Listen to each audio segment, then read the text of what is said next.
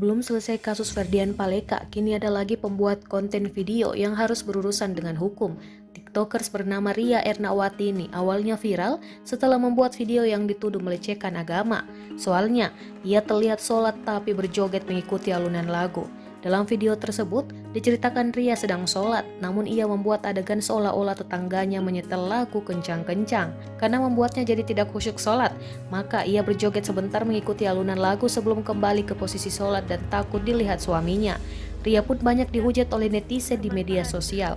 Apalagi setelah videonya banyak dibagikan dan ada netizen yang mengetahui akun media sosialnya.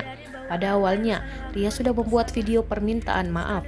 Ia mengaku tidak sengaja dan tidak menyadari akibat perbuatannya tersebut. Namun, dilihat dari akun Instagram @lambetura, rupanya Ria sudah dijemput oleh pihak kepolisian. Dalam video tersebut terlihat banyak orang berkumpul di depan rumah Ria. Ada juga mobil polisi yang terparkir di sana. Tidak lama kemudian Ria keluar diantar oleh keluarganya dan langsung masuk ke dalam mobil polisi. Agaknya, kejadian ini membuat kita semua belajar untuk tidak bermain-main dengan konten media sosial. Jangan sampai kejadian ini terjadi pada keluarga dan orang terdekat kita.